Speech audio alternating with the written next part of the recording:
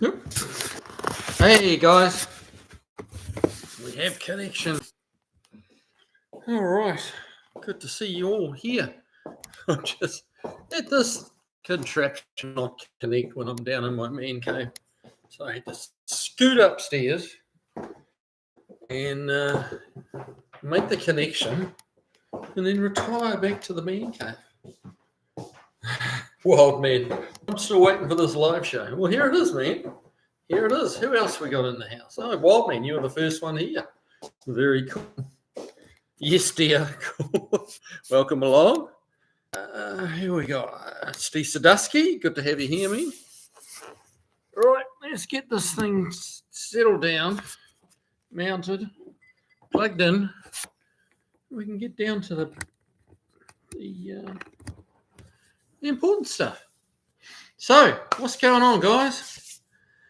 Who else have we got in here? Beagle Bob, hey man, good to see you here. Steve Sadusky we mentioned, Josh Homan, Paul Funk, Granddad's Jug. Hey, you're all here. Cool. Good to have you here. Old timer Kiwi. I'm sipping Jefferson's bourbon tonight. Oh, very nice.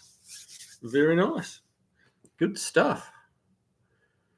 Phil Buckley. Hey, how you doing? Who else we got here? Garth Harris, morning Kiwi. You must be a Kiwi as well, or Aussie maybe. One of the two. It's kind of morning down that direction. But it is 7 o'clock in the evening. In time for a bourbon, or an old-fashioned actually, but yeah. In Aussie, Garth Harris, okay. Well, good to have you here, man. We're good to see we've already got a little bit of international flavour going on in the room, which is great. What's been happening, everyone? Who's been working on their hot rods and who hasn't? Steve Sadusky, Kev chewing on the wires again. Yeah, I think so. Perhaps he must be just like laying a curse down, I think, because if I ever remember to actually bring him back and put him in the background over here that way, then maybe it'll work. But we're up and running. We're here now, so it's all good. Wildman 318, I've got a crazy dumb question for you. Hey, bring it on, man. Bring it on. Garth Harris, Mopars 5150 coming to Aussie to pick up 2 cars. Wait and watch. Okay. What's he picking up? A couple of local Mopars, Valiants. Old timer F7. I've been working on my log skidder. Okay.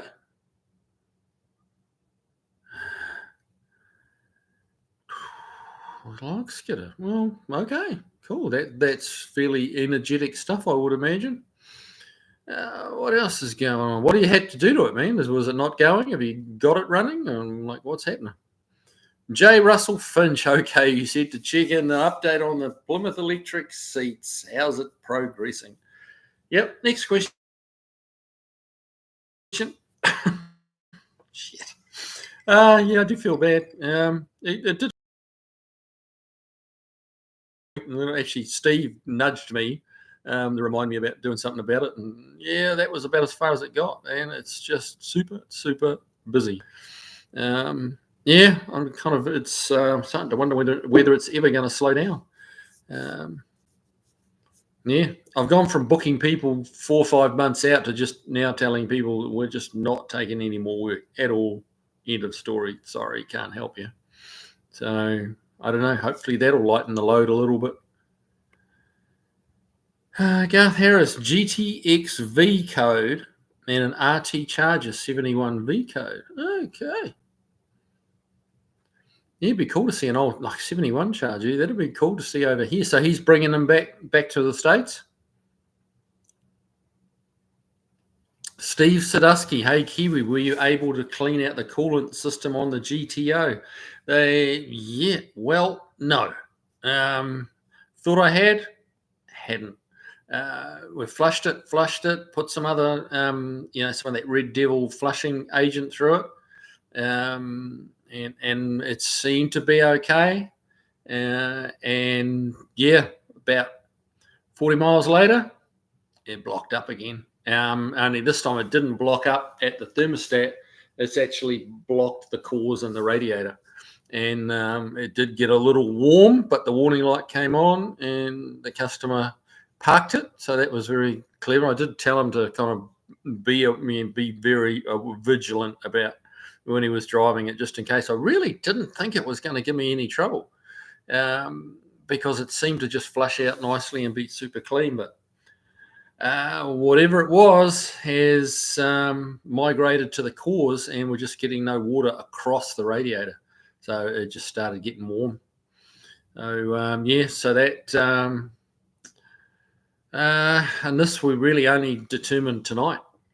So like at 4:30 tonight. So immediate reaction kind of answer is out with that radiator, in with a new one. But the last thing I want to do is block up a new radiator if there's any more of that crap in there. But so it's that requires a little bit more thought about what's the best way forward with that thing. Alan Trimble, hello from Delaware. Well, greetings, my friend.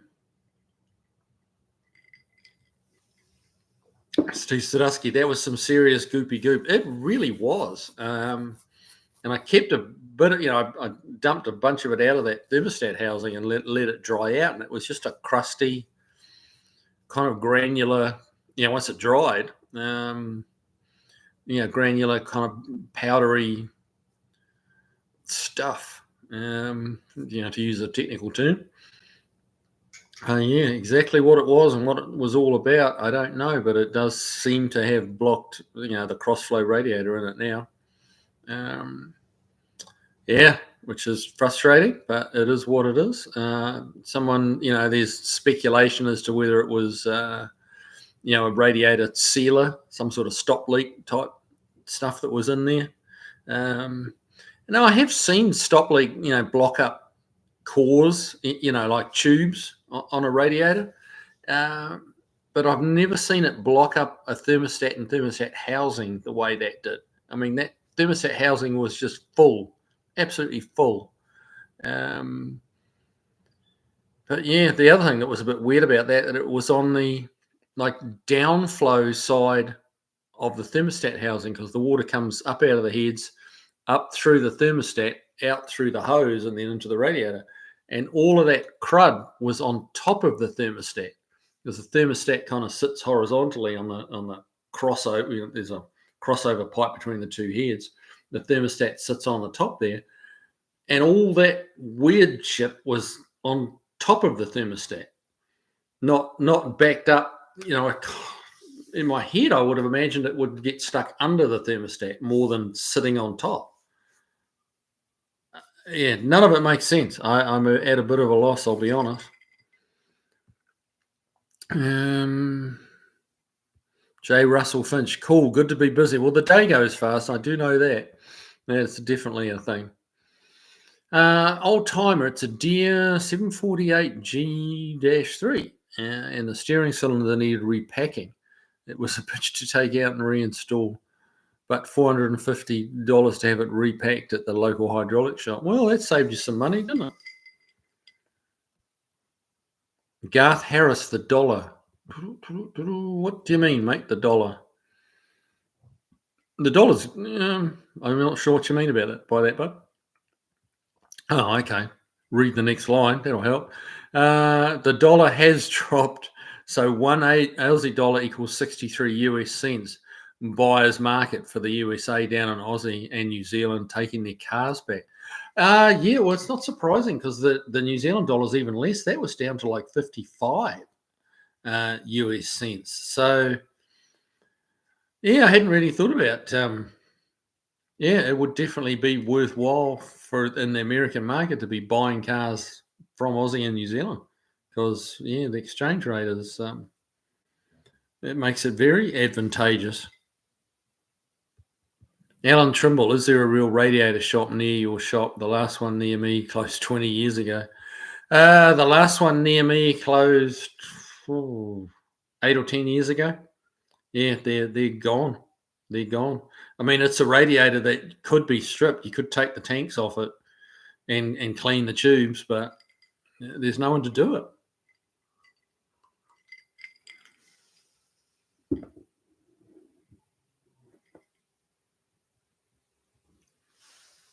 Beagle Bob, was the new coolant the same as the old?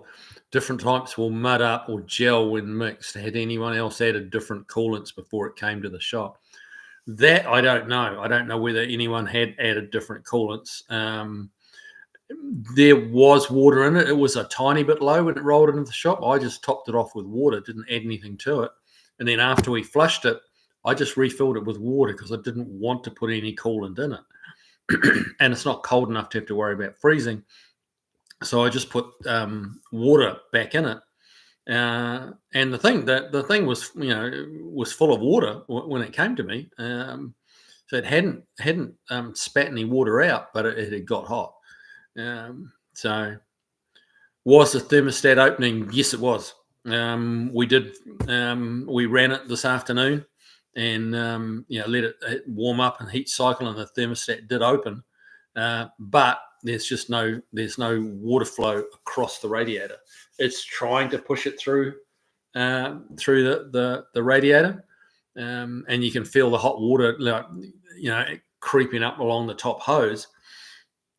But yeah, it's not going across, and it fairly relatively quickly started to get warm and started trying to spit water out. We didn't have the radiator cap on, so it started to push water out up from the bottom and up and out the radiator filler cap.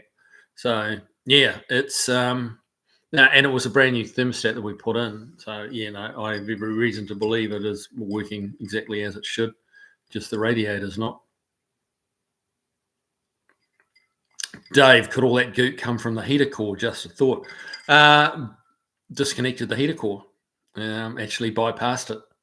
So because that heater's coming out, we're going to put AC in it, so that heater core is coming out.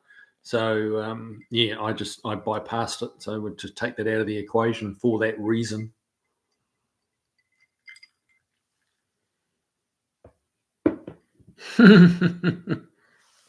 Straight bullet. We're going to take all your 351 Clevelands and Barrett engines. There you go. Steve Sadusky, heater core is probably blocked now too. Yes, I think you're absolutely right there. I would say it probably is. But yeah, that as I say, that we're changing the heat. We're putting like vintage air in it, which replaces the heater core anyway. So yeah. G and shares back up to 60 cents in New Zealand. Yeah, I believe the American dollar's dropped a little bit. I'm not sure. Well, that's what I heard. It was the American dollar dropped a bit, so it evened up the exchange rate a bit. Yeah. Wildman 318. How are Australian cars tied down in a container when they are shipped to America? It's my understanding they're chained down. They basically winch them down with chains. They are tied down very well. They maybe use straps, but I know they have also used chains and hooks, and they use those turnbuckle type things and tighten them down. But yeah, they tie them down very well because they can get a rough ride. They can get a very rough ride. So you certainly wouldn't if you're going to tie them down with ties. You'd want the very heavy duty tie downs. But it's my understanding that they typically chain them down. Old timer Alan Trimble, Google Sanford radiator in Waterborough, Maine. Okay.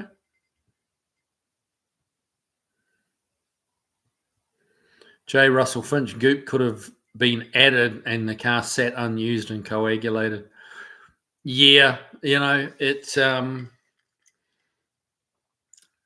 many things could have, might have, maybe happened, and you just don't know. But it's causing a problem, no doubt.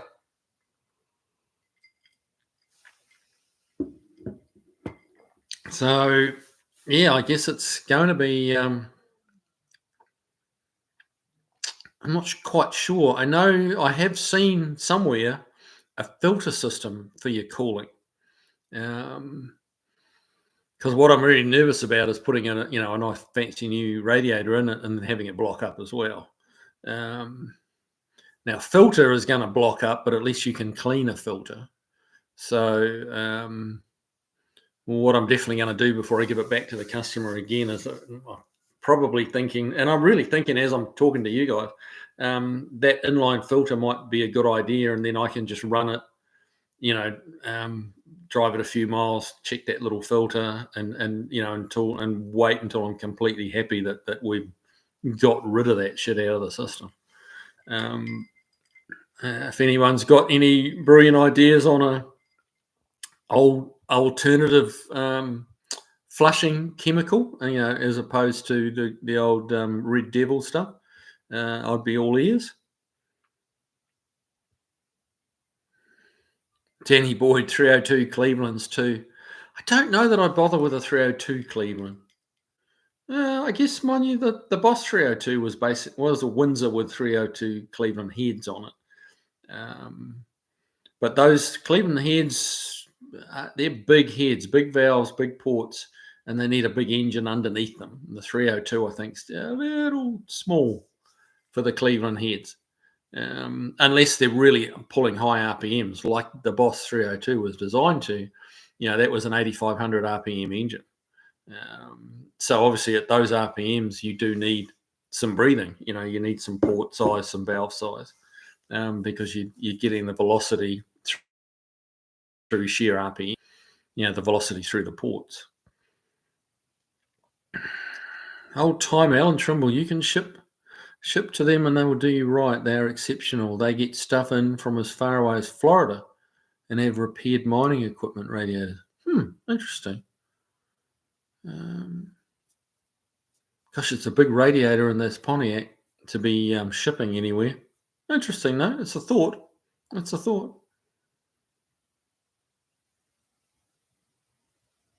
Stray Bullet, we need to find out what Dr. Art's big announcement last Saturday was. I didn't even know he had a big announcement last Saturday.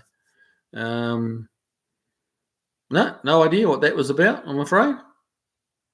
I haven't seen much of him since he started his new job. That's been keeping him pretty busy, I gather. Wildman 318, I'm trying to purchase a 4-door Falcon to make into a Mad Max Yellow Interceptor. There you go. That'd be fun.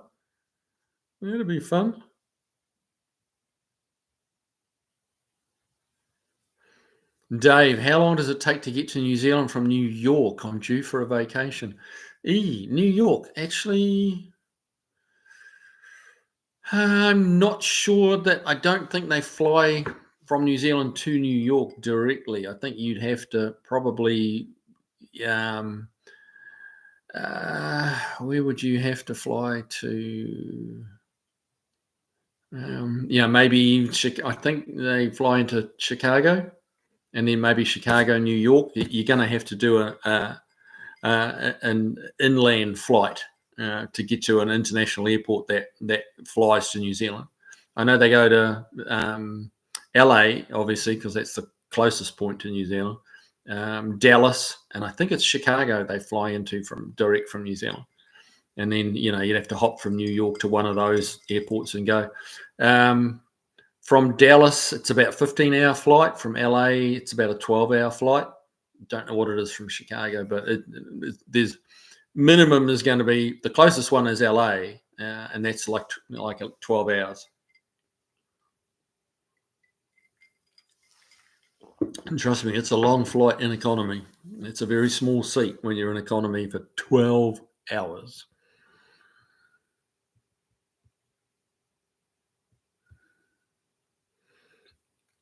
Barracuda, when I imported my VG Valiant Pacer hardtop from Australia to New Zealand, they decided to use the boot.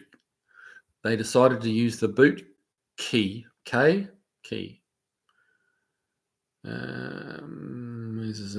put a pallet on. Oh no! They put a pallet on the boot lid and it scratched the paint down to the metal. Oh, that sucks.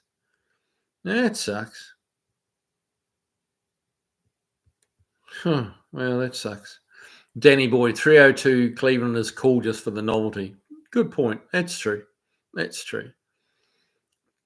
Phil Buckley, Fleet Guard Restore or Restore Plus Radiator Cleaner. Okay. That's pretty good stuff, huh? Alan Schildroff, would the wrong coolant cause the crystallization? Yeah, I'm not a chemist, so look, I don't know what I've had a lot of comments about it, and from what people are saying, if you use like the yellow or the orange coolant and the green coolant, and they get together, apparently they don't like each other, and they can cause that kind of crystallization. Um, but yeah, wasn't really hard crystals either. It was kind of gelatinous, you know. It was a little sort of crunchy, but a little bit jellyish as well. It was weird stuff. Weird stuff. Old timer, to flush the GTO, I think I would use the 5-gallon pails of solvent used in parts washers. Wow, and put it under pressure. Perhaps pull a freeze plug on each side to give a big outlet. Yeah. The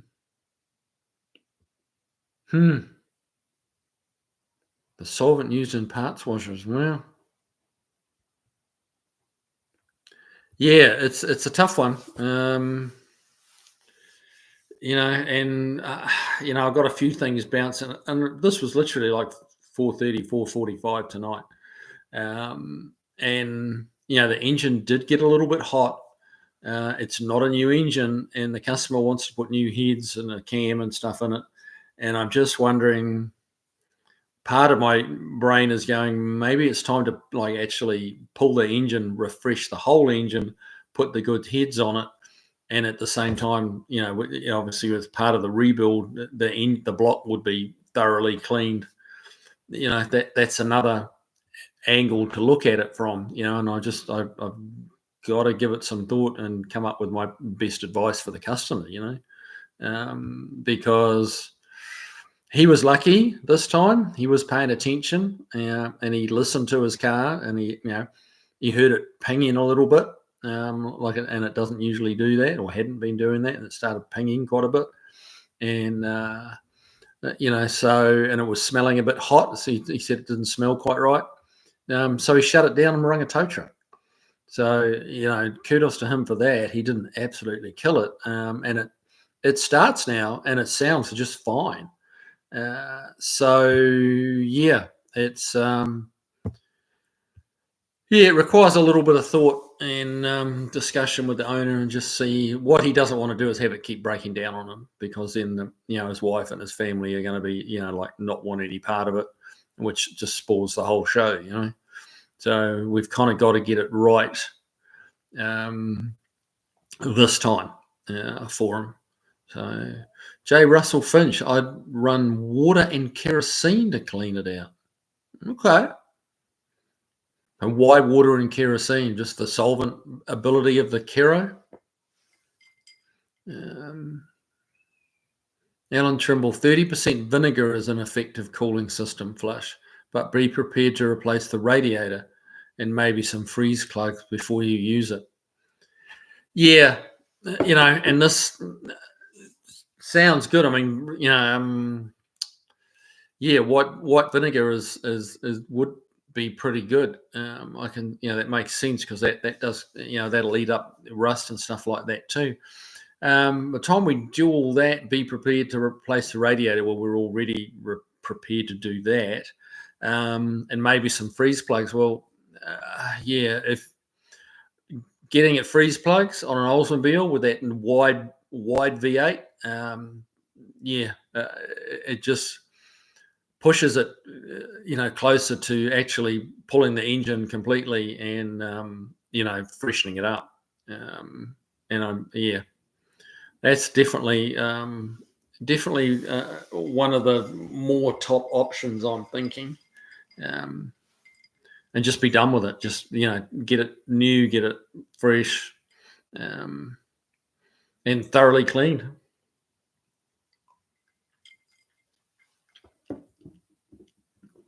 Wildman 318. You have to fly New York to California to New Zealand. It's about 26 hours. Yeah. Yeah, it is. I think I'm pretty sure New Zealand's flying into California, not California, into Chicago now, which is probably that's a shorter internal flight, but a longer international flight. So depends on the money too. Depending which airport you fly to, it's a different fare from that airport within the states to New Zealand. So there's and the internal flight prices are different. So it's a matter of seeing what's the most cost effective and time effective way of doing it. Steve Sadusky, good to see you and Kevin T got the C10 running. Seem to be running strong. Mate, that was amazing. That thing fired up so well. And really, it spat out a little bit of shit when it fired up, just a bit of rust scale and, stuff out the exhaust, but really next to nothing. For an engine that hadn't run for 21 years, that blew me away. That thing was strong. And, it definitely had two lazy cylinders, but you did hear them come back in. You could hear them like starting to fire better.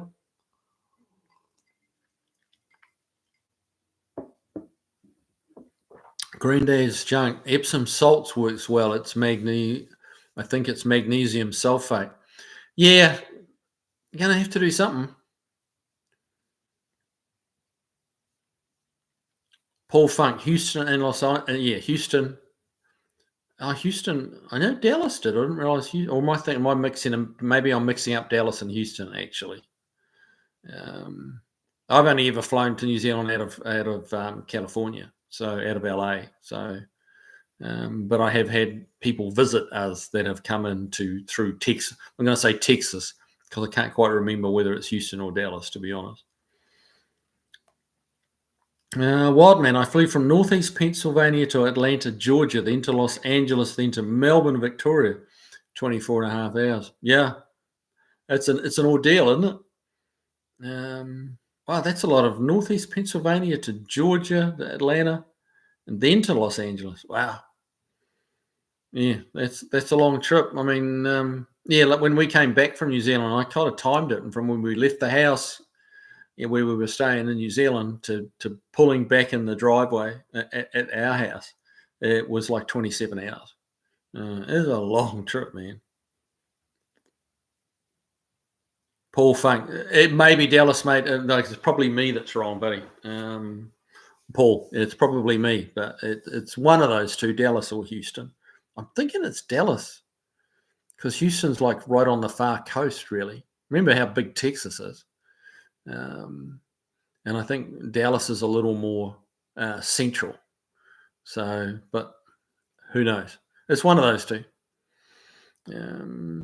Stray bullet. Did some old timer put eggs in the radiator? That's a possibility.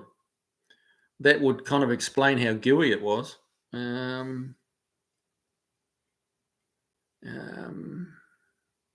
That's a possibility.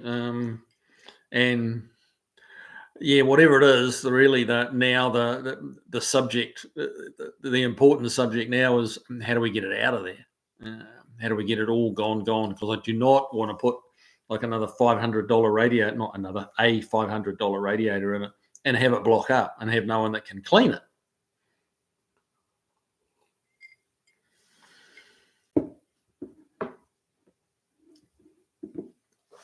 Now, Barry Cooter, what will this week's obscure subject be? That's a very good question. What will it be this week? I'm just waiting for someone to drop in with something bizarre. Yeah, it's all good.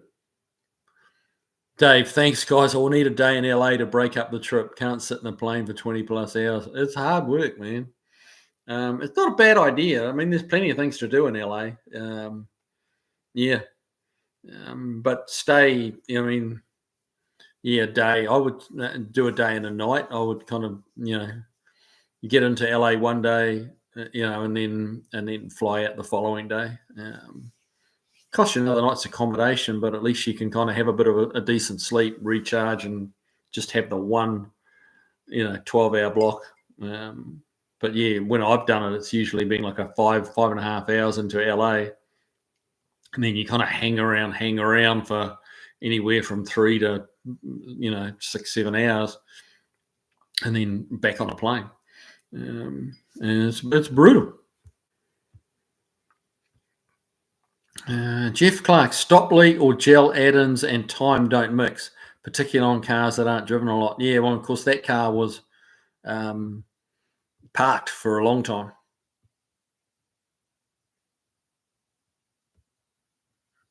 Old timer, well, hell, send that bad boy out for a hot tank and super douche.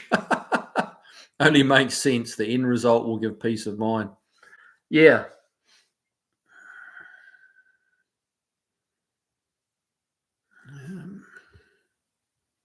Steve Sadusky, you're thinking right, Kiwi. I was thinking the same thing about tearing the whole thing down and refresh everything. I'm kind of starting to lean towards that way because there's always a little bit of a question mark on putting performance heads and a better cam on an original bottom end. You give it a bunch like this particular kit from Edelbrock's. They're talking like 470 horsepower kit. You put their heads and cam and all that stuff in 470 horse. Well, that's a lot more horsepower than that motor's ever put out or even thought about putting out. And then to do that on the rings that have done, well, I think it's showing 90,000 miles on the clock. So even if that is original, 90,000 miles on an engine is it's not much on today's engines, but on those engines from the 60s and 70s, that was quite a bit of miles.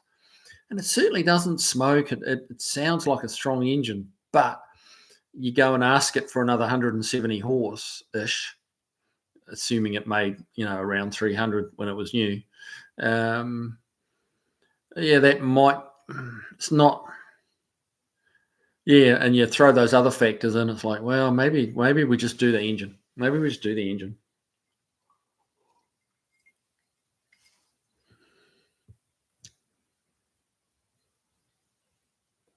Paul Funk, how about vinegar to dissolve the rust? Yeah. I think vinegar might be an option as well. But yeah, it's the thing is, and this is what as a commercial venture, which I am, I've got to charge my customer, an hourly rate. It's not like I can't spend a day messing around with vinegar and this additive and that additive and messing around and like if you guys do that on a Saturday or a Sunday on your own time and it doesn't work and no harm no foul, you kind of you lost your Sunday.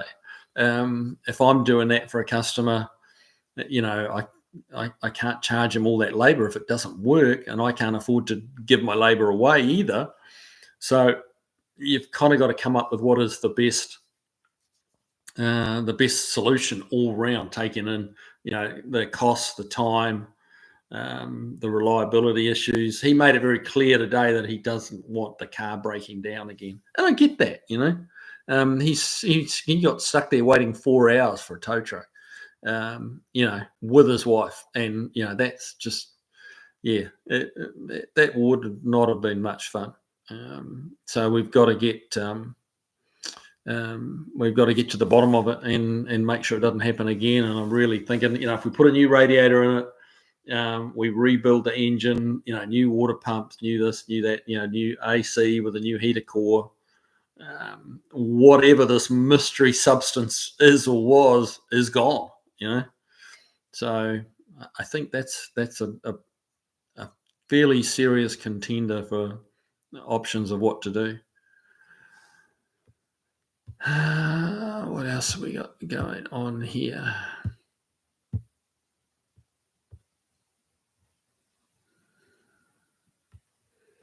Alan Trimble, a hot tank uses caustic soda as solvent. It will destroy a copper brass radiator. There you go. Barry Cuda, can you buy replacement old type radiators? Yes, you can. There's a company called US Radiators who make replica, and they're very good too. I've used them quite a bit. They make, the copper brass radiator, and they make them. They build them to order, but they've got all they arrive, like I've had a few of them, and they have exactly the right tank stampings. They look just like the factory radiator, but they're made by US Radiator, and they're really nice. They're not cheap. That's probably the radiator in that car.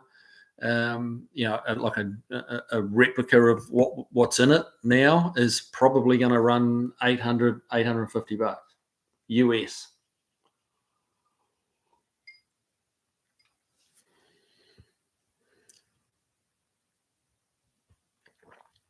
Stray Bullet, you can have them record. Yeah, if you can find someone to do it.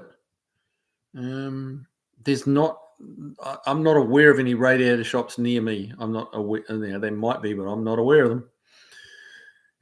Volfly, hey man, how you doing? Good to have you along. Good evening, Kiwi. Were you talking about the silicate deposits in the thermostat housing from your video short? Yes, we are. I had posted a response about someone having used sodium silicate in the system. Yeah, who knows? There's a lot of speculation on what might be in there. You're thinking someone used it, put sodium silicon in the system to clean it, or why would they have put that in there? Basically, I think someone used water glass to seal the heads, but didn't flush out the sediment, so it contaminated. I do remember you saying that on the short. I did see that. Yeah, and what we're kind of talking about now is whether really the best option is to just pull the engine. While we're doing the heads, the engine's halfway apart.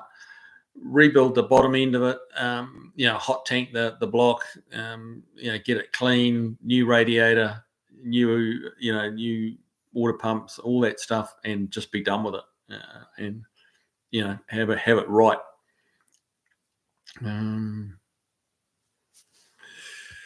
Steve Osgood, did someone say bourbon? I know I did earlier. So yeah, cheers, mate. Have yourself a bourbon.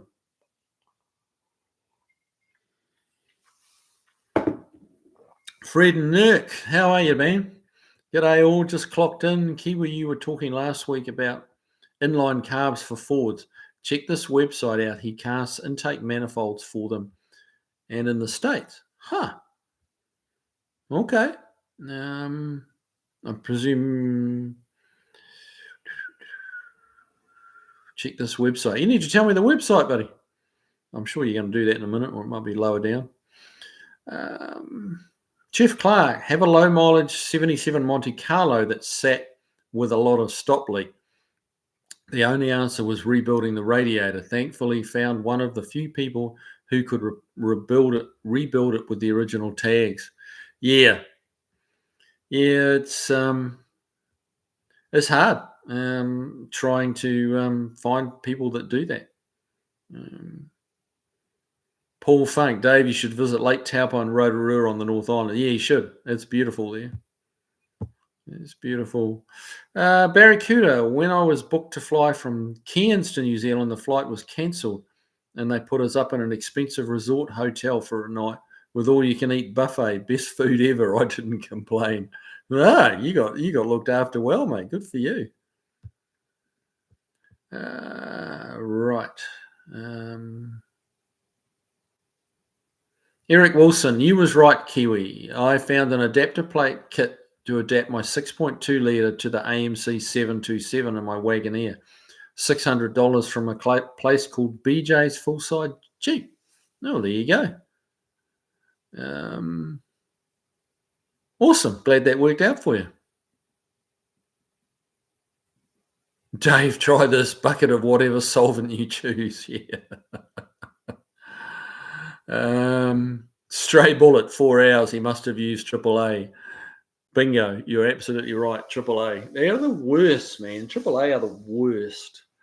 Again, I can't speak for all of America because I haven't had personal experience with all of America, but we were the family was members of AAA, especially when my daughter first started driving. It's like, man, like if she breaks down, have AAA, she can ring a tow, get it towed to my shop or whatever, towed away from danger. AAA is the way to go.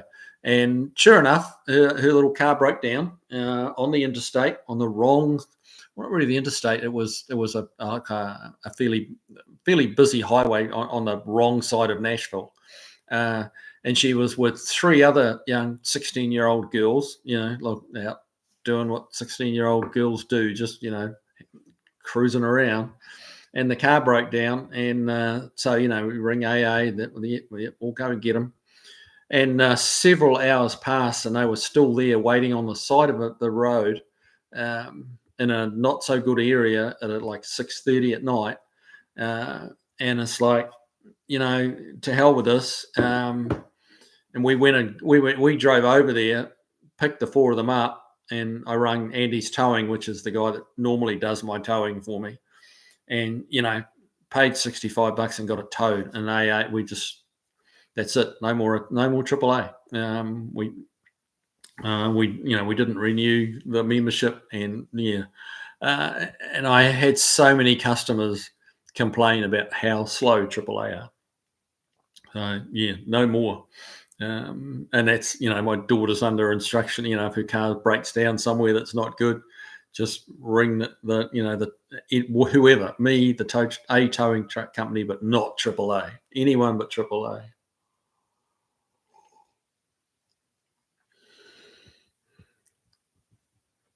Beagle Bob, if it was my personal car, I'd do everything new. If he is trying to be cheap, sounds unlikely. You could scrape some junk out and see if it reacts with baking soda or vinegar. Yeah, as you say, sounds unlikely. You've picked up on that. He's not trying to be cheap. He just wants it to go. He wants it to work. He wants some horsepower. He's thrilled with the stance of it now. It's sitting nice and low. It's handling good, and he just wants it to have a bit of a get up and go and be reliable. Because when they're not reliable, it just spoils it on so many levels. Because they never break down when you're 100 meters from home, 100 yards from home. And if they're going to break down, they'll break down when the wives are in the car, when the kids are in the car, in the line for school or whatever. And to pick up the kids from school and the thing overheating and steaming, and that's when it does it. It's always at the worst possible moment. And once it happens a couple of times, then people just no longer like the car. They don't trust the car, and it just ruins it. So if it wasn't having to pay someone to do it, as you say, and he's trying to save some money, you could mess around and try and clean it out. But I really think his best option is all new, and it's easy for me to say. I'm spending someone else's money. But between, as I say, he made it very clear that he doesn't want it to break down again. And he's also made it very clear that he just, it needs what it needs. He's not, if he said, do we need to just put an LS in it? He'll drop the money on an LS if we need to, but I don't really want to put an LS. I don't think an LS and a GTO is the way to go. A healthy, strong GTO engine in a GTO is the way to go. Jeff Clark, the cost on my Rad rebuild was $900. Both tanks were fine, but the fins and passages were banjaks. $900. Yeah, it's you got to pay to play, don't you? You got to pay to play. Aluminum radiators, the reason there's so many aluminum radiators around now is they're cheap. They're cheap to make. So, I think the choice on what radiator to put in it is secondary to whether we actually just pull the motor and go, hey, let's just do it. Well, maybe not once, but the second time and do it right.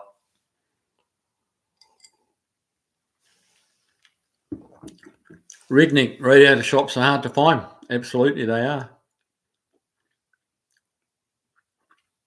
Vilefly, sounds like hot tanking the block would be best. I'm looking at a research paper on removing silicate deposits from heat exchangers. Okay. A research paper, huh? Dave, get a bucket of whatever solvent you choose, run a hose from a submersible pump to the block and another hose back to the bucket and let it run all day, maybe an hour setup, just like flushing my furnace. That is right. Yep.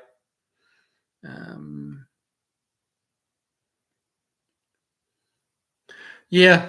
And then, like, that's a solid idea. It really is. And I don't mean to take away from, the information you're sharing.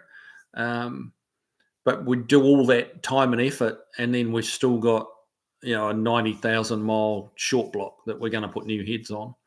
And should we really be, digging out the freeze plugs to make sure the block's clean, and engine's got to come completely out to do that? And like, at what point do you just go, enough? Let's just build the engine. And I think we're kind of at that point. And I'm really making that decision as I'm talking with you guys. So your input is interesting. It's good to read.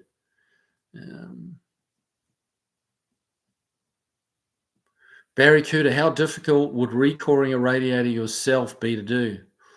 Ooh,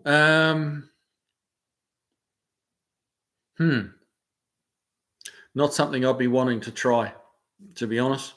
Yeah, if it springs a leak, a month down the road, you've got a problem. And there is, it's. I've repaired a couple of radiators. You get a little nick in a fin, and you can just solder that one little spot, and you can fill, cover it, and you can see that you've nailed it. Like you've repaired it. But to solder the whole tank in to get that whole size of the tank, like with all the solder liquid, and get it in there and get it all fluxed and clean and joining, is like, no, I'd rather leave that to the experts, of which they have virtually none left anymore. So, yeah. Phil Buckley, Fleet Guard is a Cummins product. Might be worth a bit of research. Fleet Guard, okay. Volfly, research paper conclusion. This work shows conclusively that concentrated NaOH lye solutions can be combined with chelating agents to dissolve complex silicate deposits. Okay. Steve Sadusky, no. LS, no.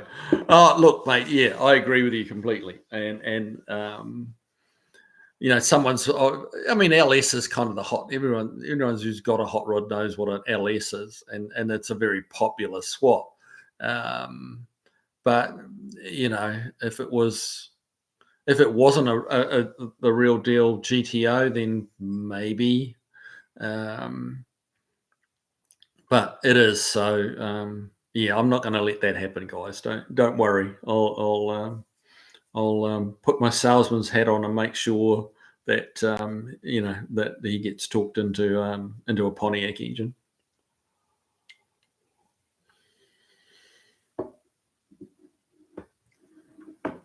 Stray bullet. Yeah, an LS is the way to go in any General Motors product. Look, it's a superb engine. There's no arguing that. But you're tearing the heart out of a GTO. A 68 GTO,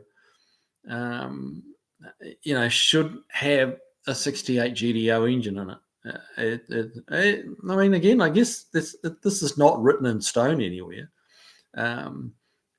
But for me, for resale value,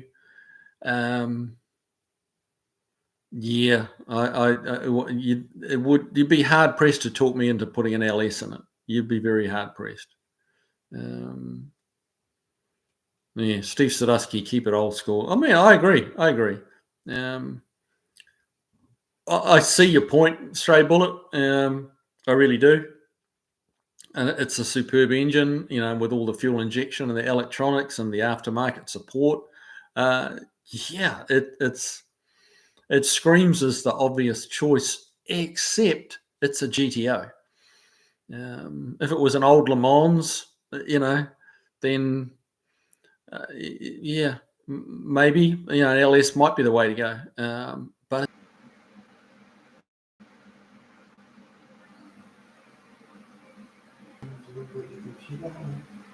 yeah, it says I'm live. Hey, it says I'm live. Am I live? Sorry? I'm getting the thumbs up from Mrs. Kiwi. You're back. I am back. Steve Sadusky says I'm back. And so does Mrs. Kiwi, so I must be back. Well, as you can see, the backdrop has changed. So seems we're not getting the Wi-Fi signal we should be getting downstairs. But I'm back. So, I mean, where were we? Kiwi Mars, hallelujah. I blame Kev. Yeah, it probably has got something to do with him. Josh Homan, you still can't get me. What's happening, bud? Steve said us.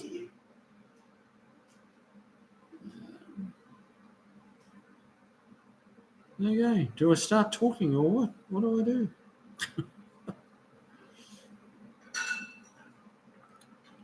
Kenny Sullivan, my opinion is leave the GTO old school. In my humble opinion, I would rather stay true to the original heart of the car than join the LS bandwagon with the certain vehicles, and the GTO is one I would respect old school. Yep, I agree completely. I think you're exactly on the money there, sir. And I'm pretty sure that's what we'll do. And Dave, if he's got dollars for an LS, screw it, pull the engine. Sadusky, you need to watch Kev better. Yeah, we'll lock him up or something. Put handcuffs on his beak or something. Give him something to do. Yeah, well, that might be an idea as well. All right, so if I missed questions or I missed whatever, type them in again, guys.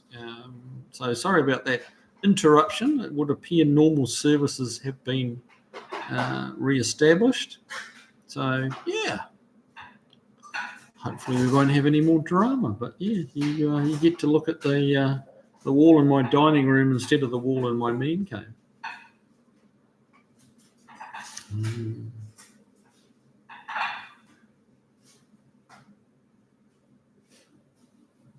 Firefly was off to warm up the ribs. There you go. Man's got to eat.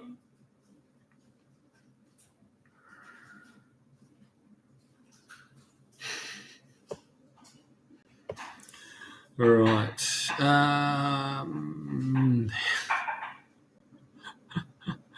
Have Kev flush the GTO radiator. There you go. Beagle Bob, are you a beer drinker? Yep. Not a big beer drinker, but on a hot summer's day, absolutely, all about it. So yeah, I do like a good beer.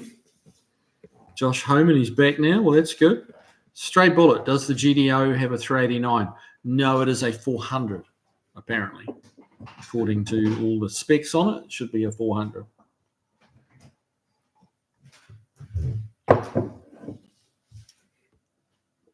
Snow Crusher Canada, put an LS in it and be like every other belly button out there. Yep, we've all got one, haven't we? No, it's no, he just the customers, he's certainly open, to some guidance and some input, and so it's just really coming up with the best all-round solution for him, weighing up the reliability. We've got to get it right for him. He doesn't want it breaking down on him, his wife, his kids, so we just got to get it right. Paul Hugavine, beer, Waikato or Lion Red? Well, not Lion Red. No, not Lion Red. No, I've never been a fan of Lion Red, so I'd have to, at that choice, I'd have to go Waikato. Spates. Or Spates. Yeah, Spates make some nice beer. That's Mrs. Kiwi chiming in the background there. Matthew, hi Kiwi. Hey buddy, how you doing? Vilefly, yep, back, good, awesome. How are the ribs, mate? Stray Bullet. Edelbrock is still making head cam packages for a 400 Pontiac. That's interesting. Yeah, they are. Yep, they are. Barracuda. Nearly every car on Autopia. Yep, I looked away. Autopia LA is LS powered. It's not for me. I like the channel though. Yeah, it's been a bit overdone. 6th Street Garage. How are you, mate? Good to have you here. Paul, that's horse plus Monteith. Monteith is the best. There you go.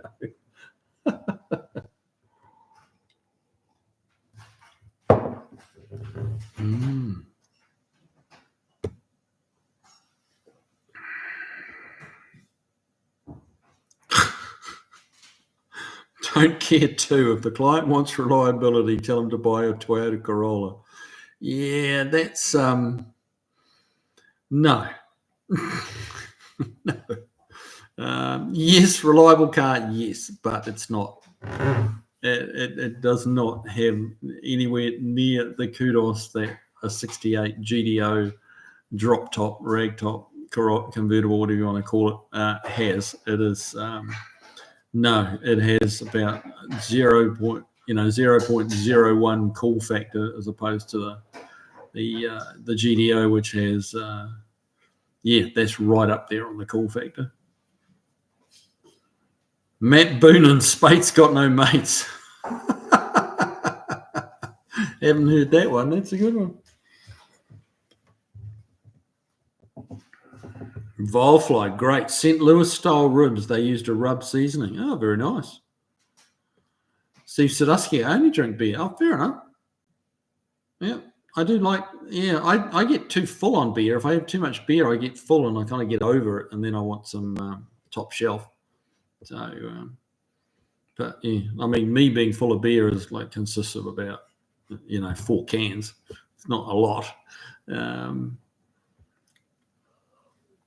Craig Nearing, greetings, Kiwi and company. Well, greetings, man. You missed all the fun of me dropping out and freezing and all this fuss and carry on trying to get reconnected. But I'm back now and you're here, so everything's good.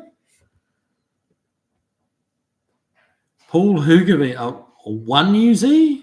What's a 1UZ? You mean a 2JZ? With boost. Yeah. What about a 400 with boost? So there you go. You get a 400 Pontiac, put a blower on each side. That's going to have some wow factor.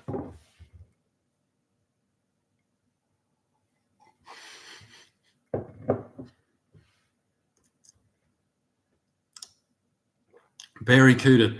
Tasman bitter tastes like there's a rusty nail in every can. Well, yeah, I'm not sure that they want to use that for their sales slogan, buddy.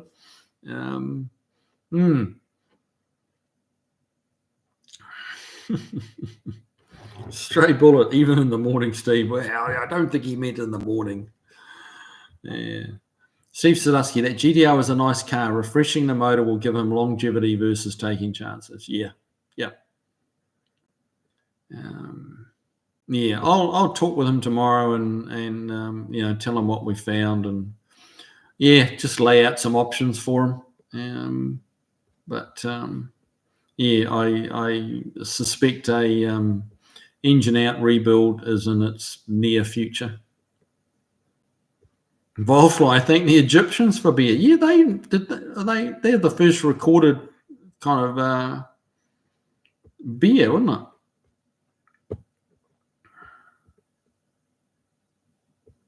Jeff Clark, technology is a wonderful thing when it works. Yeah, exactly. Enjoy the content, Kiwi. Thank you. Well, hey, thank you, man. I'm glad you enjoy it.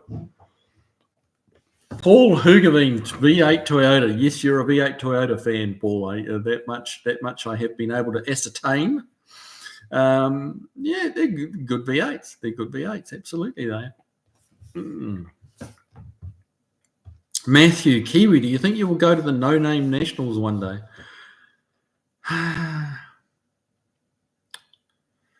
Mate, there's so many things I would like to do, and that is one of them. I would like to go to that event. I got Kevin Takes in the other ear going, I should go to this duct tape nationals, which sounds a little bit similar, to be honest. And then I've got in the other ears all my customers going, why aren't you working on my car? So yeah, it's a balance, brother. It's a balance, and and then there's the time taken, trying to put YouTube videos together and trying to stay relevant on YouTube and have putting enough out there that YouTube don't kind of drop me off their radar. Matt Boonen, 1UZ is the Toyota 4-litre V8, 89 to 2013. Oh, okay. I'm with you. That makes sense now. 1UZ with boost. Okay. Turbo Toyota V8. That's going to be good. That's going to be good. Granddad's joke. I see blasphemy being used here. Plastic rice burners. Barry Cooter heard a good joke the other day. Well, we all need a good joke. So do tell. Do tell. Beagle Bob, the Egyptians have the first records of beer, but they might have just been the first ones to record it. Well, yeah, it's going to be hard. Fred Nurk, 1UZ is going in the Sunbeam. There you go. Stranger things have happened. Granddad's joke, they made wheat beer. Okay.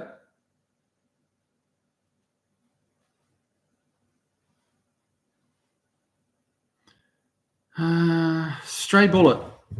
If the 400 still runs good, you might just pop out the freeze plugs and give it a good flush, replace all the gaskets and throw oil back, throw it back in the car.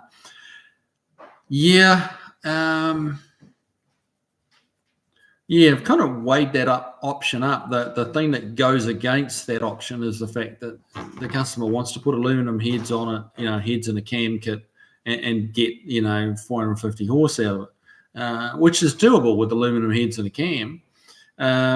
But, it is going to make the bottom end work pretty hard, and it's work that it's not used to, and it's done some miles, that engine already. It seems really healthy. But, if you add that factor in, the fact that it's the engine, and as far as we know, that engine's not been rebuilt at any point. So it's the engine as it came out of the factory in 68.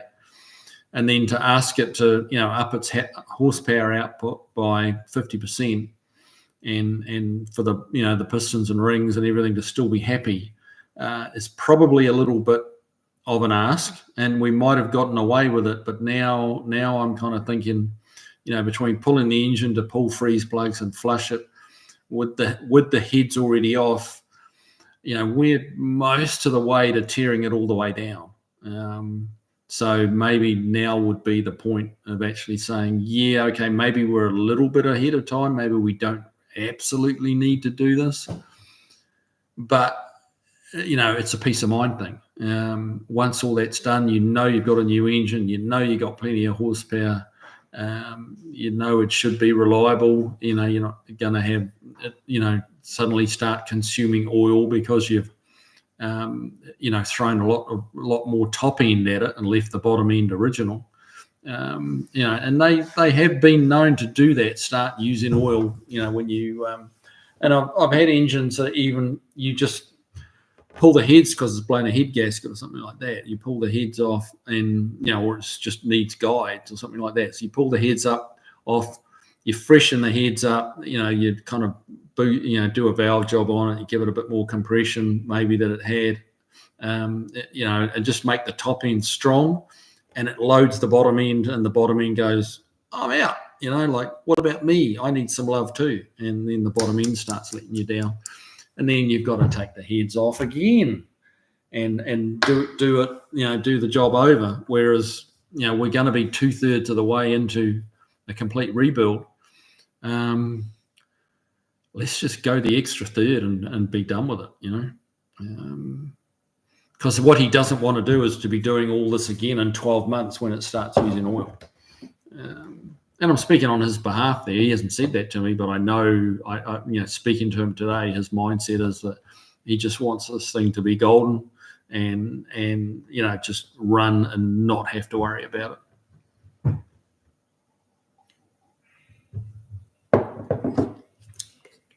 Steve Sadusky, yes, but when I get full from drinking beer, Kiwi, I take a nap underneath the body of my Chevelle I've been working on for 5 years in my garage.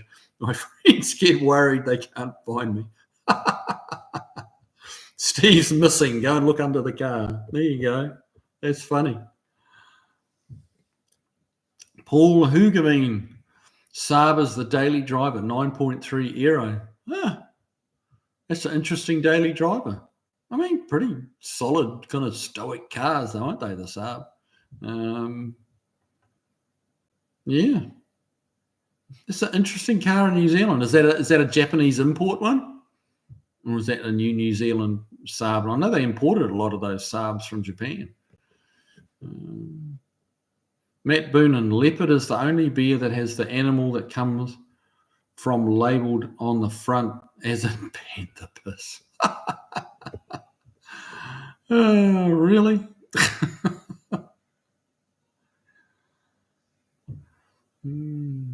Oh, Barracuda, no, I can't tell that one. You have to email it to me, buddy. You have to email it to me.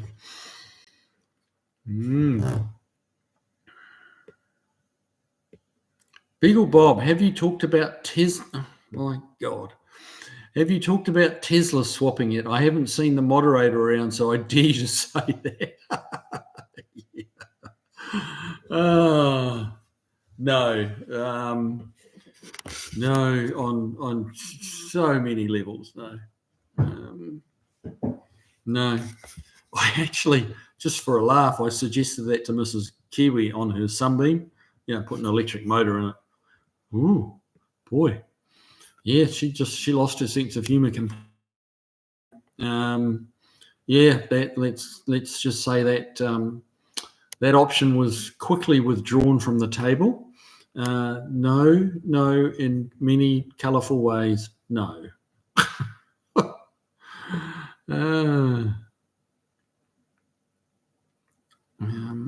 May need to source a replacement block or even a crate engine, I suppose. If it's numbers matching, you need to save the blocks. I don't think there's anything terminal with the block. I think it's maybe full of some of this, whatever that shit was. Stray bullet, it will handle it. You think?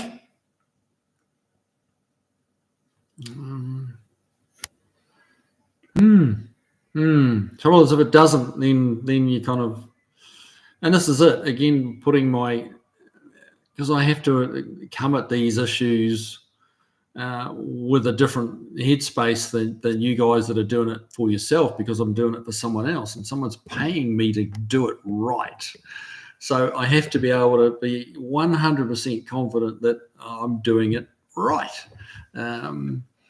And if it was mine, I'd probably try and get away with it because of it. If 12 months it starts using oil or 3 months it starts using oil, it's like, it was worth a crack.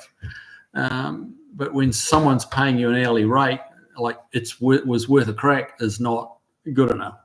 It's like it's either right or it's wrong.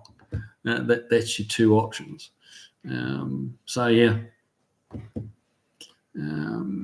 Matt Boonen, one New Z are quite cheap and popular here in New Zealand. It sounds like they are. Volfly Saab came up with an interesting ignition system. Ion sense ignition uses the spark plug as an ionization flame detection plug. Then adjusts to provide peak pressure at 14 degrees after TDC. Oh, okay, you kind of lost me there, bud. I'll be honest with you. Use the spark plug as an ionization flame detection plug, then adjusts to provide peak pressure at 14 degrees after top dead center. Sounds interesting. I'm not really following it, but it still sounds interesting. Closed loop ignition advanced system. Don't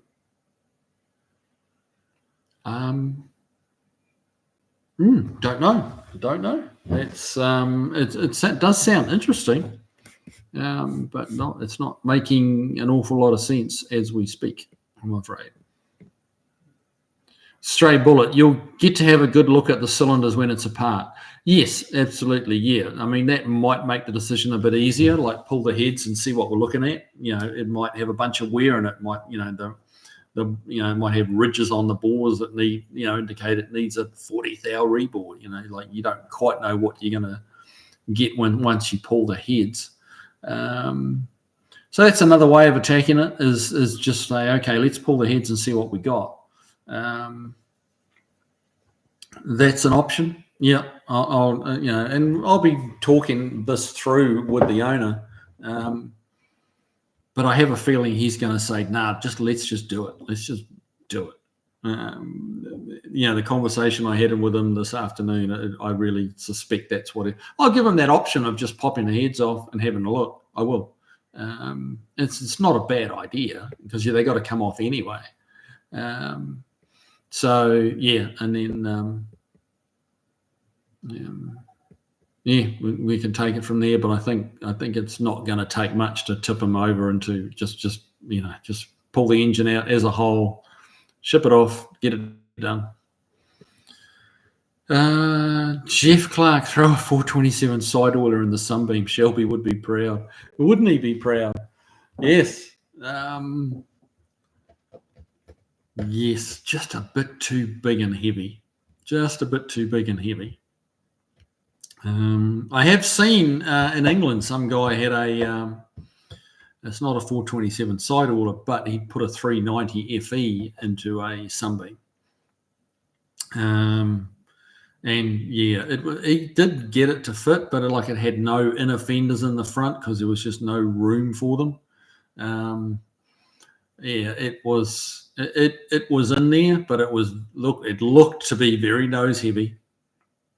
It just didn't look good.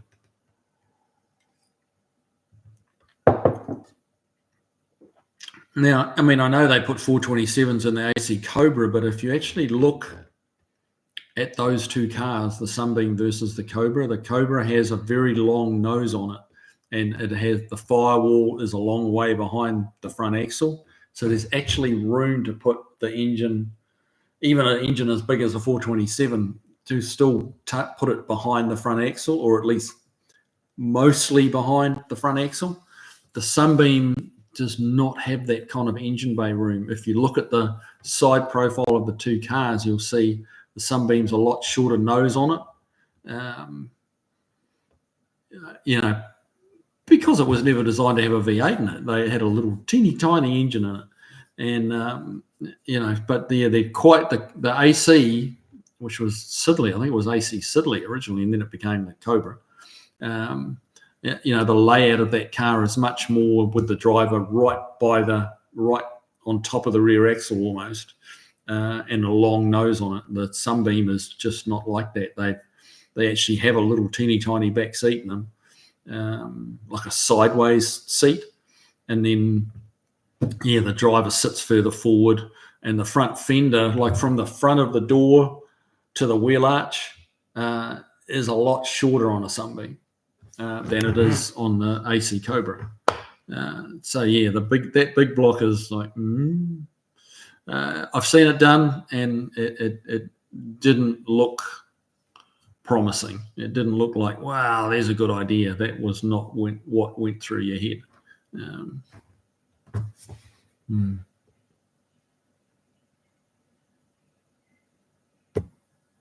Now, what do we got? Hang on, let me just scroll up a bit here, guys. I've been rambling and not. There we go. Barracuda, Kiwi, do you like the old school red line and other colours, tyres? The red lines look good on certain vehicles, and I do like white walls. Absolutely, I like white walls.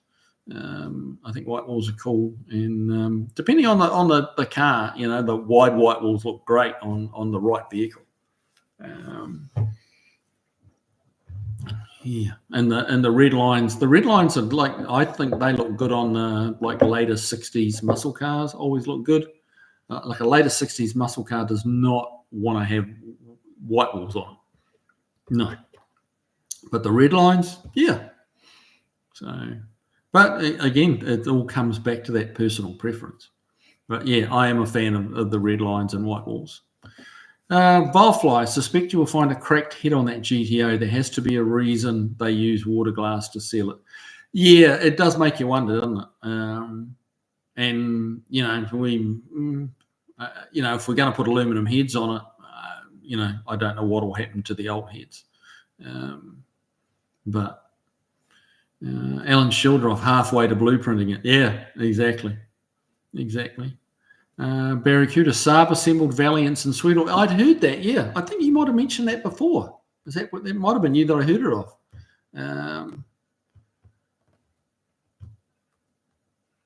Old timer. I don't know how much longer you will stay live, or even if you see this, but I want you to know that I really appreciate your videos and your entire mellow but expert vibe. Truly glad I subscribed. Hey, thanks, man. That's really nice. I appreciate that. I really do. Yeah, cool. Thank you. Vilefly. Ion sense ignition equals apply 80 to 200 volts to the spark plug after the spark and measure the current. Fire conducts electricity. Really? Wow. Old timer. I now love Mrs. Kiwi for her distaste of electric crap. She's funny. She's quite passionate about it.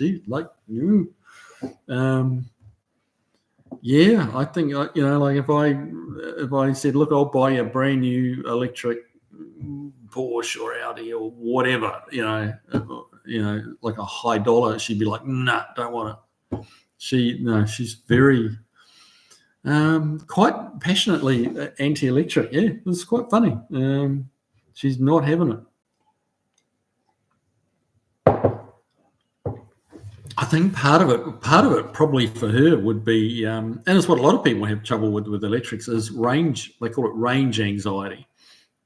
Now, she gets to half a tank in her car and she's looking for the gas station. And I'm the other end of the scale where it's like, it says it's got 20 miles to go. I'll be fine. I'll get to work,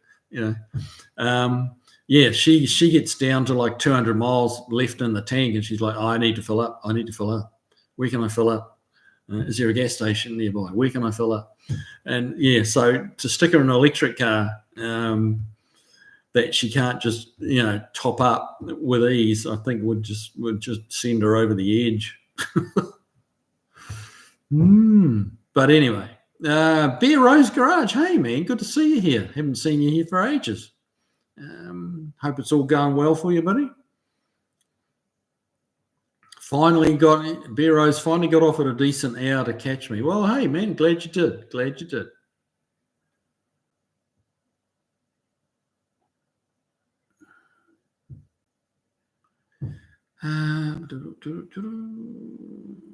What else have we got here? Richard Stanbury. I heard a story from World War II about a German U-boat that landed some men in New Zealand and went ashore to milk a cow to take back to the U-boat. Have you heard that one?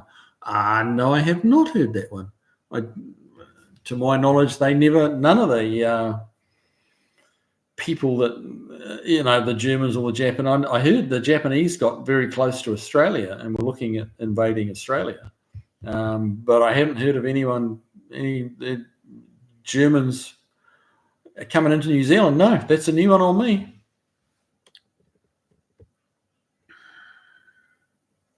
I have heard about the Frenchman that came ashore in New Zealand and blew up a Greenpeace boat, but that's a whole different story. Steve Sadusky, I hope he keeps the original parts. Water pump can be rebuilt and heads reworked. Yeah. Certainly wouldn't bin the heads at all. No.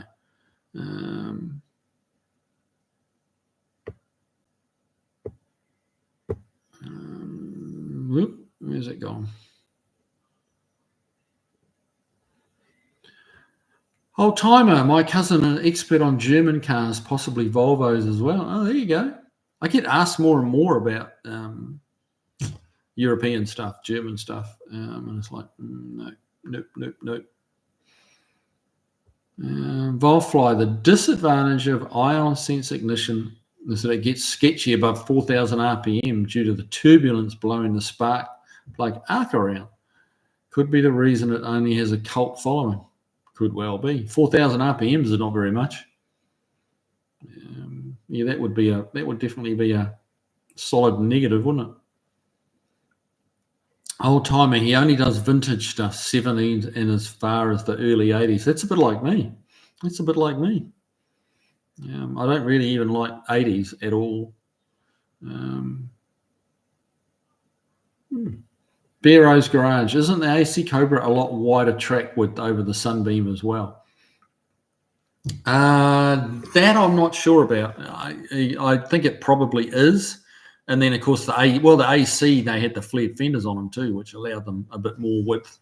But I think, the little Sunbeam is fairly narrow. It is a narrow little car. Yeah.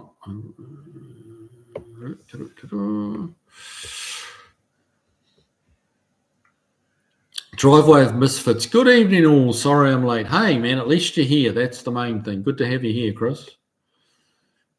Beagle Bob, what is the scope of Mrs. Kiwi's hatred for electric motors? Do you have two-stroke stand mixer or two-stroke washing machine? No, she likes her electric household appliances, shall we say. Yeah, I can't see her with a two-stroke hairdryer, put it that way. No, she's all about that sort of electric, but maybe it's batteries she doesn't like. It's taking it down a whole nother road we probably don't want to go down.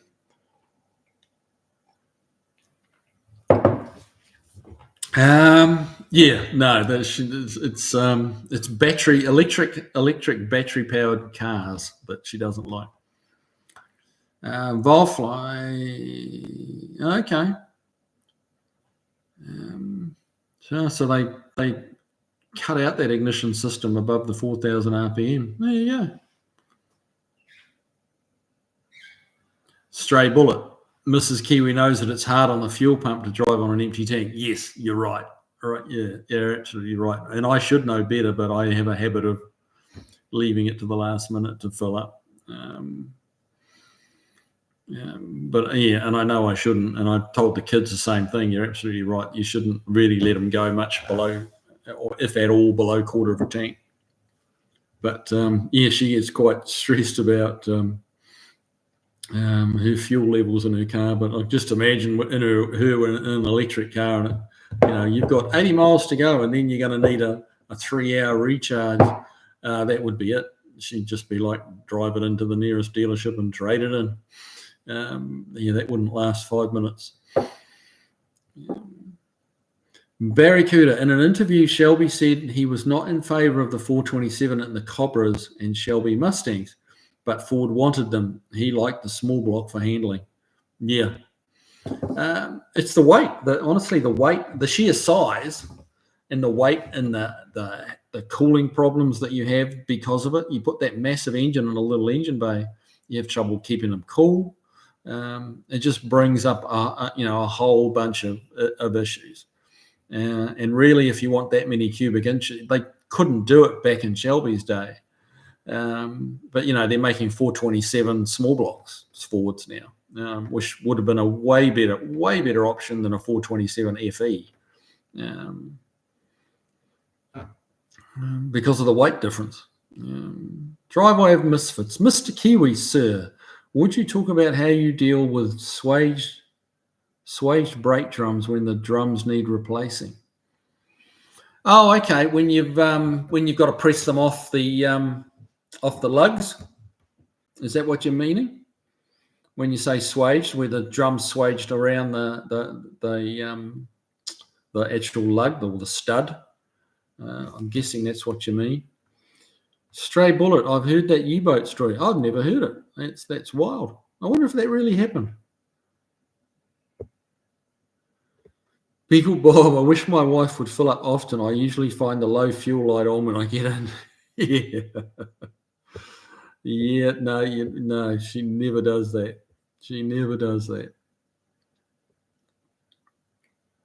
Driveway of misfits. Late in the war, a US sub landed men on mainland Japan and rigged a railroad line to explode. That blew up the train. Then blew up a train. Wow.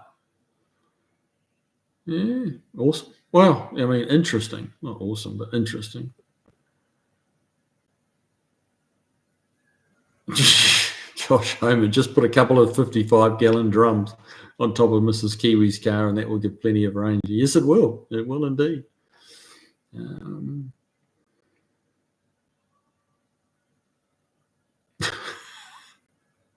Maybe Miss Chris Freemason, maybe Mrs. Kiwi should drive a tanker truck. Oh, good Lord. No, that wouldn't work for her either, I don't think, somehow.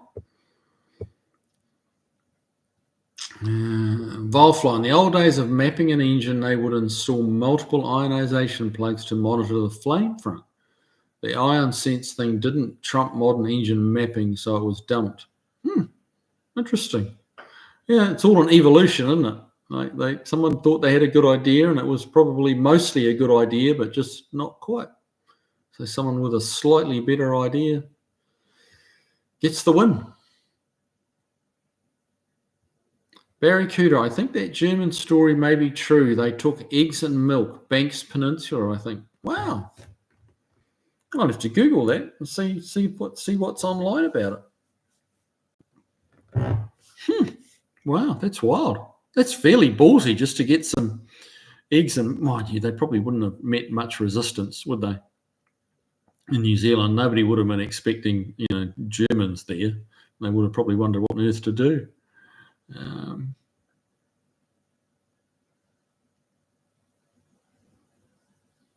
Josh Homan, that might help. Craig Nearing, Maytag did make two-stroke washing. Really? Two-stroke washing machines? Wow. Why would you make a two-stroke washing machine? Maybe where you don't have electricity, I guess. Bero's Garage, Barracuda, that's also why you don't find a lot of big blocks in vets. They handle a lot better with a small block in them. Yeah, bigger is not always better. Often is, but not all the time.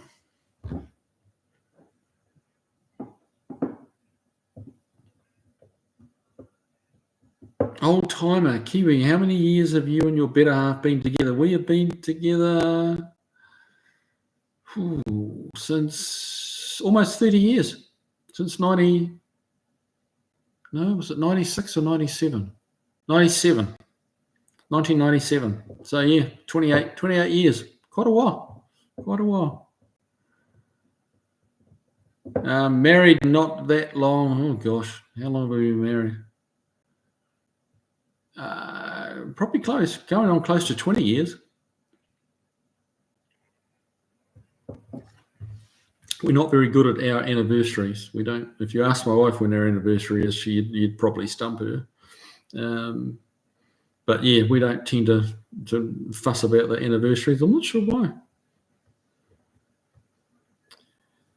Volfly, I had to teach my service writer about why a cracked fuel hose on the suction side of an electric pump was bad for it. But child's play for a mechanical fuel pump. Yeah, they overheat pretty quick, don't they? They overheat pretty quick. They don't like running out of fuel. They don't even like running low on fuel, actually, electric pumps. Well, the in-tank electric pumps, I should specify, really. The external electric pumps doesn't bother them so much. But an in-tank electric fuel pump, yeah, that's not good for them. Driveway of misfits, when the hub and the drum are held together with suede studs. Yeah, that's you need a press, really. It's a bit of a bear to change them. But you need a press. You need to press that stud out. And typically they go back together just with either put the studs back in if they survive. But yeah, press them out with a press, and obviously you can't rest you've got to put some support right behind the stud, not just on the back of the drum, and press the stud out, and then the drum will come off. But yeah, usually I'll replace the studs. You just kind of forfeit the studs, grind them, cut them, press them out, get them out, and then put a conventional stud in there, and then the drum over that. As long as the hole in the replacement drum is concentric with the hub, has a bearing on that. But yeah, it's a bit of a, obviously rear drums don't have that issue, but front drums, the hole in the middle of the drum has to be nice and snug on the center of the hub, and not rely on the studs. But yeah, it's a bit of a challenge to get them apart. It really is. And just beating on the studs is not work. You're going to bend shit. That'll make a mess. You've got to have a tube of some sort that's just big enough so the stud will push out through it and hold that, have that, then the drum, then you press and push them out. You can beat them out with a hammer, but it's pretty brutal. Not what I would recommend.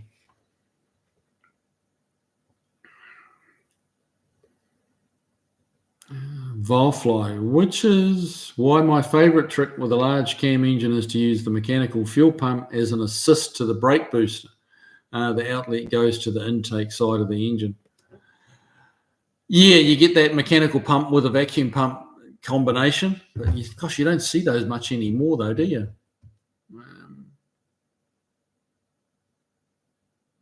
Josh Homan, some of the first washing machines had gas engines as electricity was still not commonplace at the turn of the century. That's wild, isn't it? Yeah, that's wild. It's hard to think of life without electricity these days. Christopher C, I really like Hydro Boost brakes. Yeah, Hydro Boost, that's a very good option. It really is. It works well.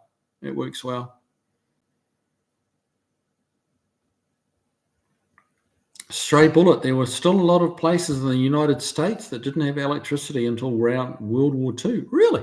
Wow.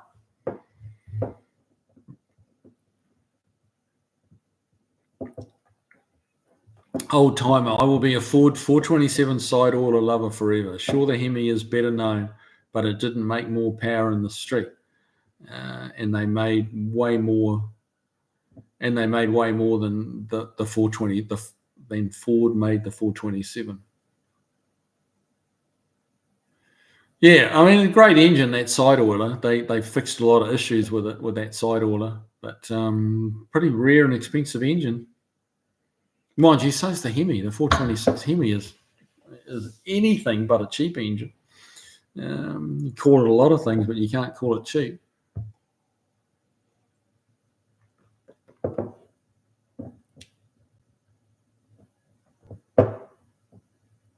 Bear Rose Garage, what's your opinion on 12-volt vacuum pumps? Doing a 50 F4 with a tunnel ram 460 and plan to use it for the wipers and power brakes due to cam and too tight for electric wiper conversion. I've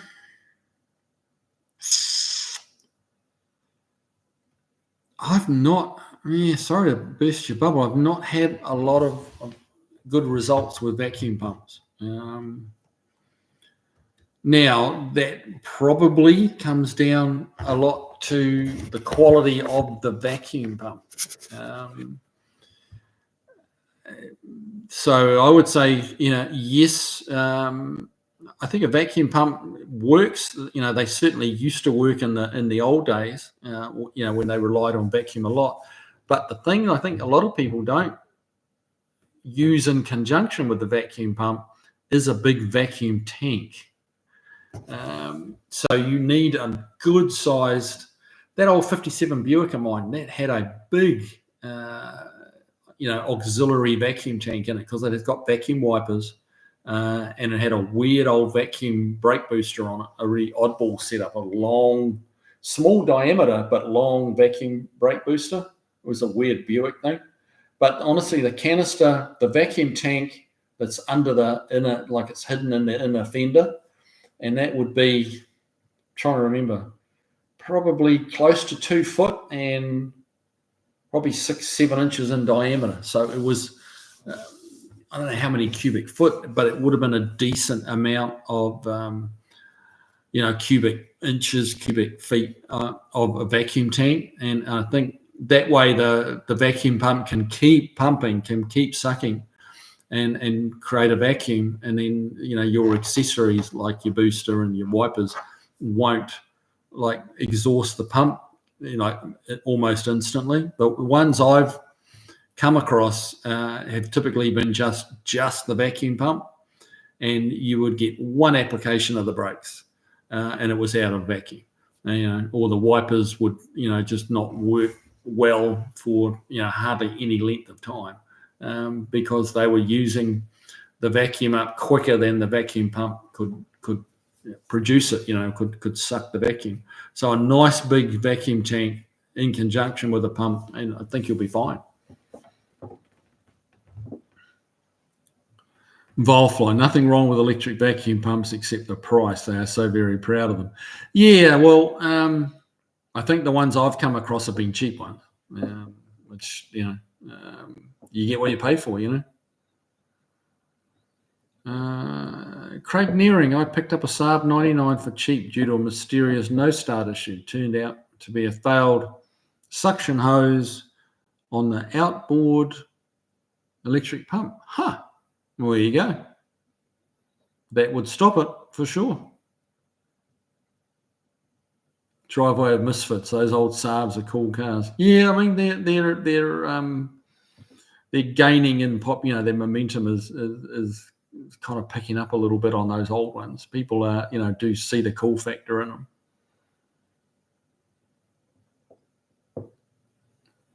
Old timer. The older I get, the more I admire people who have stayed together for many years. It speaks to their character. I've been with my wife 29 plus years, married for 21.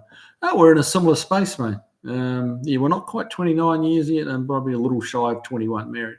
But yeah, it's you've got I don't know, 2 or 3 years on us.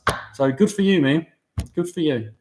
It's it's not all. It's not all sunshine and roses, is it? Like there's tough times to be navigated and dealt with, and but yeah, it's it can be well worth it. Craig Nearing, the TVA Tennessee Valley Authority comes to mind. Okay, not sure what you're referring to there, but I may have missed that. Exactly, Craig. Cavitation on the inside. On the intake side of an electric fuel pump really cuts down the fuel flow and pressure. There we are. Yeah, absolutely. Yeah. Driveway of Miss Chris Freemasser. Been married to my better half for 27 plus years now. Together with her, insert gasp here, 31 years. Wow, good for you, man. Awesome. That's awesome. It's awesome. And she puts up with your shit. So, cheers to her.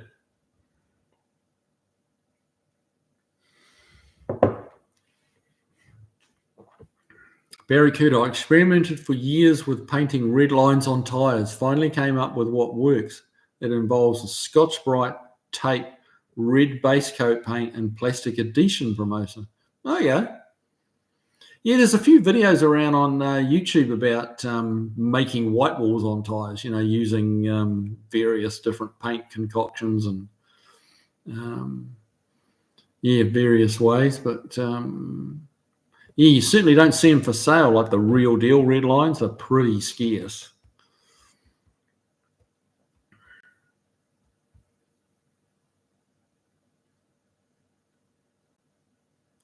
Stray bullet. You plan on driving a tunnel ram 460 powered pickup truck in the rain much, Bear Rose? That's a very good question, Mr. Bullet. That's a very good question. That would be more than a handful, wouldn't it? Steve Sadusky, everyone don't forget to give a like for Kiwis Live. That's true. Yeah, we only got 57 likes tonight. That's a little low. The more likes, the better, man. It just helps get the video out there. YouTube see that you like it, so then they show it to more people and helps the video or the live itself, helps the channel, helps me. So, yeah, I would appreciate it. So thanks for mentioning that, Stu.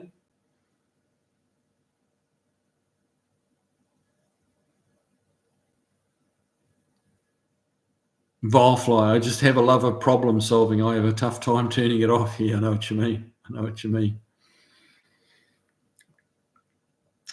Old timer. My house didn't even have plumbing or a toilet until the 50s. Wow.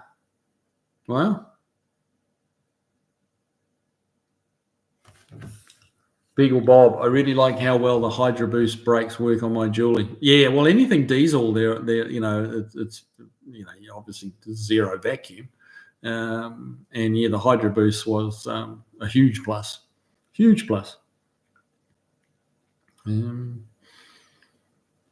Stray Bullet, my great grandmother's farm didn't get electricity till the 70s. Really? Wow. That was more by her choice. The house wasn't wired for electricity. Wow. In the 70s. Wow, that's wild. Kind of cool, but wild. Bear Rose. Up here in the high plains desert of Idaho, it stops raining in May and doesn't start up again until September. Only year it rained all summer long was in 89 when I bought my first bike. That's Murphy's Law, isn't it?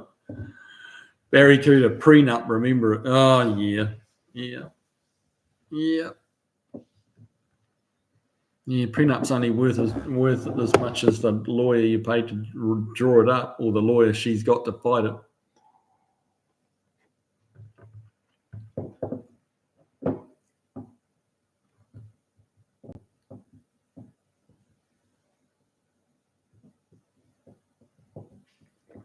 Old timer. Speaking of Volvos, I know where there's one of those sporty looking 60s 2-door Volvos. Oh, is that like a P1800?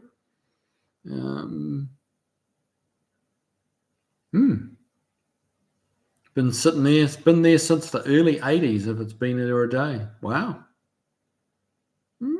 Interesting. Those are cool though. If it's the one I think it is. Yeah, it depends what. Yeah, any idea? Is it a P1800 or is it something earlier than that? The Lower Man's Vintage Garage. Hey, Kiwi. Sorry, I'm late. Yeah, mate, you are a little. You're leaving. Like we've got 4 minutes to go.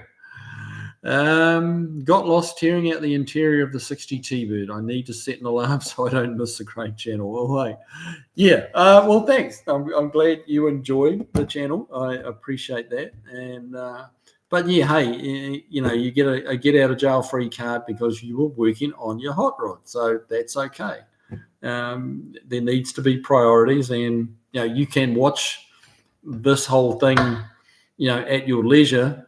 When you've got, like just some in time or bedtime or whatever. But yeah, and getting out there and working on your hot rod, I'm never going to knock anyone for that ever.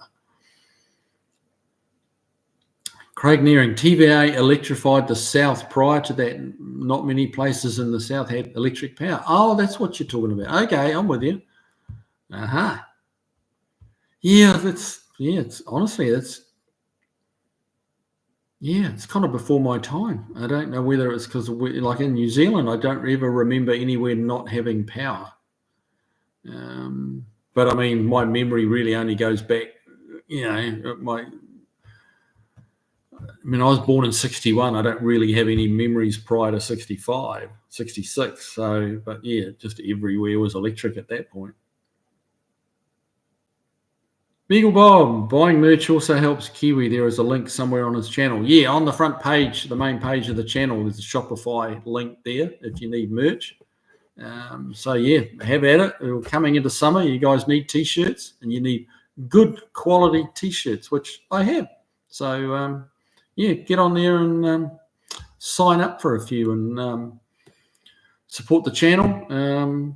Which would all be much appreciated. Beer Rose, if you have an old set of white stripe or white lettered tyres, you can sand off the black. They are white underneath, a thin layer of black rubber. Poor boy white walls. Mate, I've thought about doing that on Large Marge because she's got the raised white lettering, which I'm not a huge fan of. And in the back of my mind, I keep thinking I should really see if I can figure out how to convert that lettering into a white wall. I think you just need to set up some kind of a grinder on a, and something to spin, to rotate the wheel at a modest speed, just doesn't need to be, 50 RPM or something like that would be plenty, and then just grind away at the white wall, at the white lettering, and until they all become one just big white stripe around the wheel.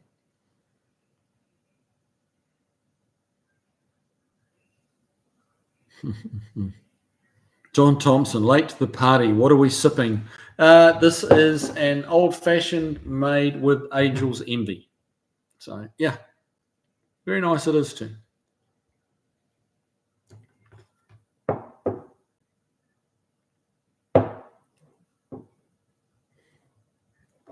Well, the likes went up heaps. Quick. Good. Awesome. Thanks, guys.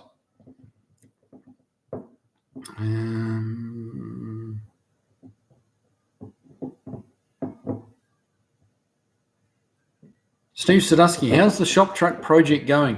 Actually, she's been, like so many of my projects, time gets away on me. Yes, there's nothing much been happening with it. What am I waiting to do on that, really? Really waiting on time, honestly. One of the next thing that will be happening on that is, I was just talking with KT, Kevin Tates, and he's teed up a deal with AMD, and he's got a complete short bed for me, brand spanking new, all in pieces that we got to put together. So I'm going to go down there to his shop, and we're going to put that together, and it's going to be a video actually for AMD, and then on my channel we're going to have shortening the chassis. We've got to lop 16 inches out of the chassis and convert it to a short bed. So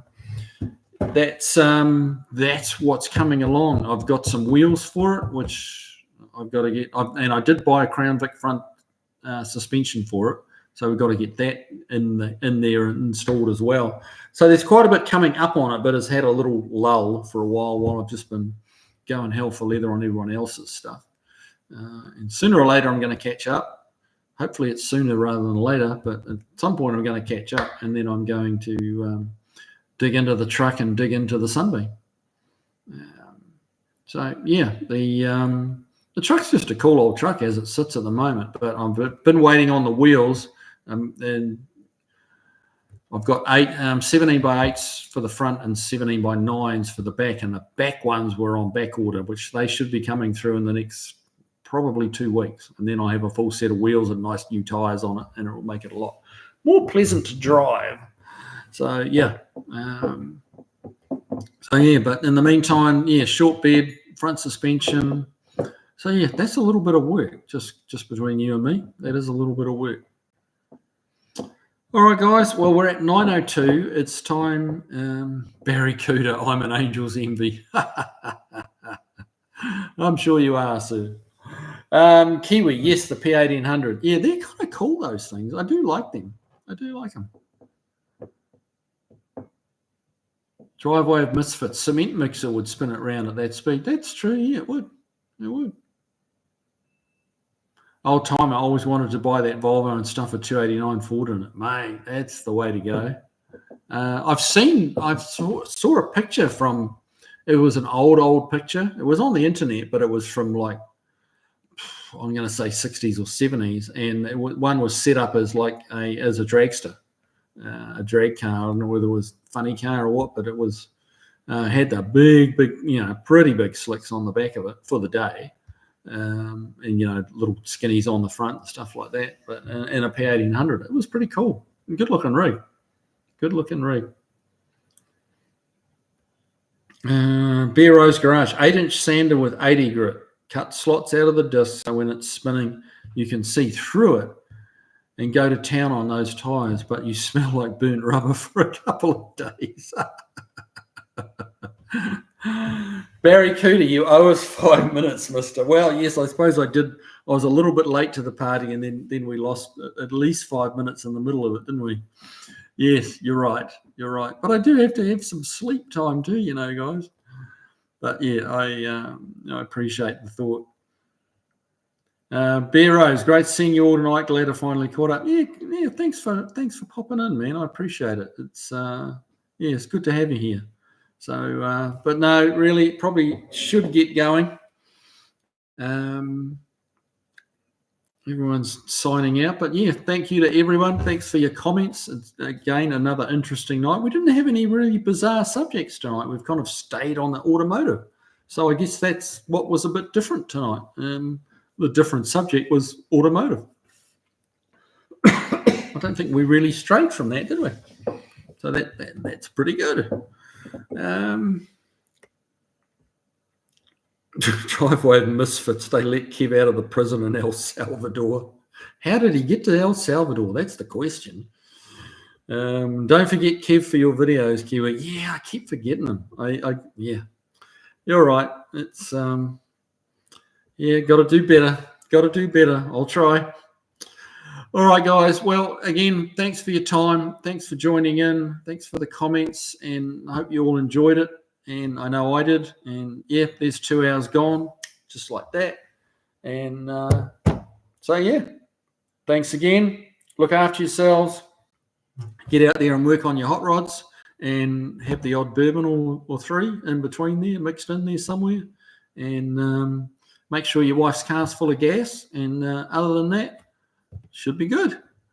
All right, guys, take it easy. And I will see you same place, same time next week. See you guys.